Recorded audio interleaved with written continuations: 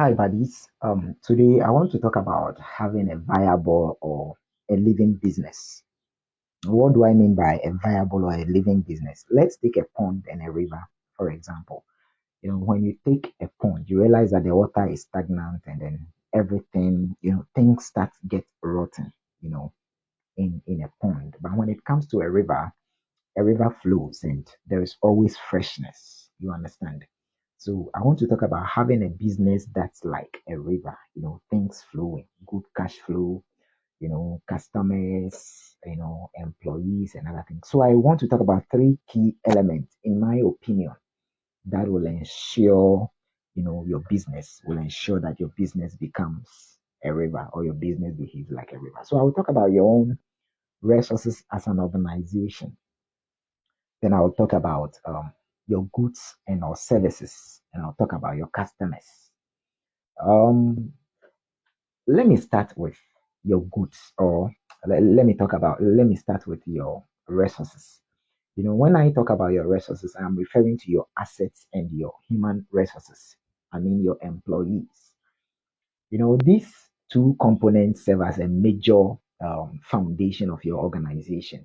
What I mean by this is that they exist to enable other operations to take place or to go on successfully in your business. So when we talk about your assets, for example, it can be fixed assets like your cars, your machinery, and all other items that will operate in the company for a long time. I'm talking about your physical resources, and then I'll also talk about your current assets, something like your goods, but with the goods, I'll talk about them separately. So this current assets could also be your cash. One thing you should know is that the manner in which these operate affect your business to a large extent. So when we talk about your assets, for example, you have to make sure that to have a business that is living or that is viable, you have to be ready to, do capacity building for your assets. You should be able to increase your assets, to match up with the current market demands. Your assets should be in good position, should be in good state. They should be current enough to be able to handle the day-to-day activities of your organization. That's one key element. They shouldn't be things that are obsolete. Yeah. Then when it comes to your cash flow, your cash flow actually deals with how cash comes into your organization and how cash leaves. I will talk about it in another dimension when it comes to the goods. But in this dimension, I want to talk about it in relation to occasions where you have creditors.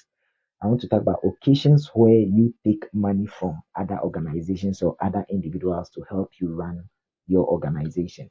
What happens is that you must make sure that you are somebody who is truthful and honest when it comes to dealing with your creditors. You should be somebody who goes by your word, and if there is going to be any challenge, you have to let them know that maybe for this or that challenge, I wouldn't be able to meet up with the demand or the plans or the arrangements we once had with payment of my credit. So when it happens that way, it makes your creditors to have a lot of confidence in you. So anytime you need money for your runnings, you wouldn't really find it as difficult as others will do. So that's about your cash. Uh, that's about your cash, dealing with you handling cash issues. Then, when it comes to your employees, with your employees as well, you must make sure that you put in a good,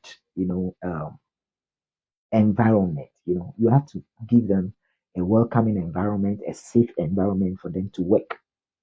If you don't do that, you are going to have a lot of problems with with your business being alive. You get it. So you ensure that your workers have a good environment, they have good treatment, you know, their salaries are paid on time, their wages are paid on time, their allowances are paid on time.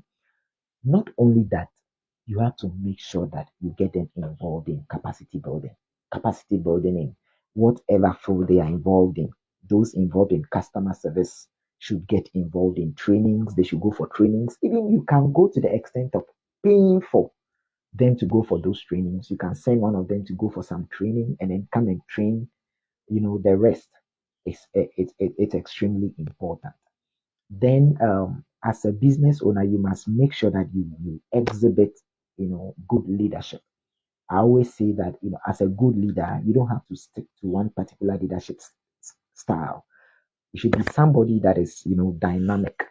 You should be dynamic. You should be able to, combine, adjust, and use different methods or different leadership styles. If you're able to do this, I believe that it's going to give your workers, you know, a, a good environment for them to work. You should sometimes decide to even temper mercy with justice. While sometimes you go strict by your rules, you have to learn how to combine all these things because your your workers are an essential part of your organization. So, if you have any question to ask me about what I've said about, your resources as an organization, you can put them in the comment section. Let's actually get interactive. Let your questions flow. Don't forget to like this video if you are interested in what I'm doing. Please, on YouTube, subscribe to my channel. On Facebook and on TikTok, please click on the follow button. Then on YouTube, once again, tap on the notification button so that anytime I put in new videos, you will be one of the first to get notified of. So in my next, video, I'll be talking about the goods as an essential part of ensuring that you have a living business. So guys, until then, I want you to understand that much love from me here and have a nice time.